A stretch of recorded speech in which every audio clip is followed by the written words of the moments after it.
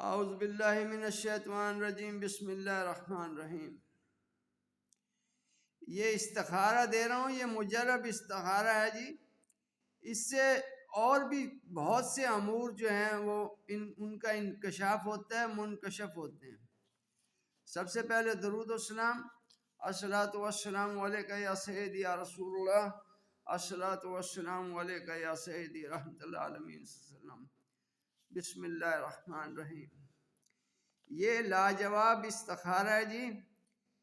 اگر آپ اس کا چلہ کر لیں 1931 مرتبہ لکھیں اور گولیاں بنا کر دریا میں ڈال دیں تو یہ مجرب المجرب ہے۔ بسم اللہ الرحمن الرحیم۔ یہ استخارہ مجرب و معتبر ہے۔ ایسے اہم امور جن کا انکشاف بمشکل وہ بھی اس استخارہ سے حل ہو جاتے ہیں، لیکن بغیر زکوٰۃ کے اس کا لطف نہیں آتا۔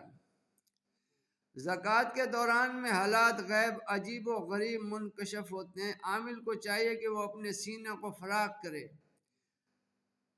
اور کسی سے ان عجائبات کا ذکر نہ کرے۔ اگر دوسرے شخص کے سوال کا جواب دینا ہے تو جو جواب غیب سے معلوم ہو وہ جواب ضرور دے۔ یعنی اگر کسی کا کوئی سوال ہے وہ پوچھنا ہے تو وہ جواب دے سکتا ہے کسی کو، لیکن اس کے علاوہ جو بھی امور منکشف ہوتے ہیں وہ کسی کو نہ بتائے، مگر جو عجائبات معلوم ہو ان کا ذکر کسی سے نہ کرے۔ زکوٰۃ کی ترکیب یہ ہے کہ اس نقش پاک کو، یہ نقش ہے جی، اس نقش پاک کو سفید کاغذ پر زعفران سے باوضو قبلہ رو ہو کر 1931 مرتبہ لکھے اور گولیاں بنا کر دریا میں ڈال دیا کرے۔ اس کی کوئی تعداد مقرر نہیں کہ کتنے ایام میں ختم کرے، نہ اس کی قید ہے کہ روزانہ جو لکھا کرے دریا میں ڈال دیا کرے، بلکہ روزانہ ایک تعداد مقرر کر کے جتنے ایام میں ہو سکے ختم کرے اور جب موقع ملے دریا میں ڈال دے، لیکن لکھے ہوئے تمام نقوش کو حفاظت اور پاکیزگی سے رکھے۔ ایک چھوٹا سا بکسہ بنا لیں آپ، اس میں اس کو تویز لکھیں اور 3-4 دن میں جو تویز اکٹھے ہوتے ہیں وہ آٹے کے اندر اس کو رکھ کے وہ آپ مچھلیوں کو جو ہے آپ ڈال دیں دریا میں۔ جب زکوٰۃ ادا کر چکے تو جس کام کا انجام معلوم کرنا ہو تو یہی نقش 14 لکھا کرے، یعنی 14 نقش لکھیں۔ 13 نقش کسی جگہ محفوظ رکھے، یعنی کسی چھوٹے سے بکسہ بنوا لیں، اس میں 13 نقش کسی جگہ محفوظ رکھیں اور 14واں نقش اپنے سرہانے رکھ کر سویا کرے، یا یہ نقش اس شخص کو دے دے جس نے خود حالات معلوم کرنے ہوں۔ یعنی عامل کے پاس اگر کوئی شخص آیا ہو جو عامل ہے اس عمل کا، اس نے کوئی چوری کا پوچھنا ہے، کسی مقدمے کا پوچھنا ہے، جو بھی چیز پوچھنی ہے اس کو ایک نقش دے سکتا ہے۔ 13 نقش اپنے پاس رکھ لے، 14واں نقش اس کو دے دے جو جس نے خود حالات معلوم کرنے ہو، انشاءاللہ تمام حالوں معلوم ہوگا۔ اگر پہلی رات معلوم نہ ہو تو اسی نقش کو دوسرے دن سرہانے رکھے اور تیسرے دن بھی انشاءاللہ تعالی تمام حالات کا علم ہوگا۔ جب جواب مل جائے تو اس کو بھی ان 13 نقوش کے ساتھ گولیاں بنا کر دریا میں ڈال دے۔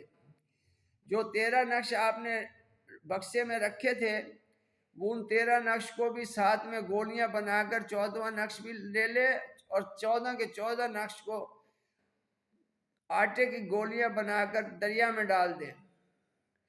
گولیوں میں آٹا لپیٹ لیا کرے اور دریا سے مراد ایسا پانی ہے جس میں مچھلیاں ہوں۔ کوئی پرہیز اس عمل میں نہیں ہے۔ زکوٰۃ باوضو ادا کیا کرے اور جب حالات معلوم کرنا ہو تو پاک بستر پر باوضو سویا کرے۔ استخارہ دیکھنے کے لیے کوئی خاص دن یا تاریخ مقرر نہیں ہے۔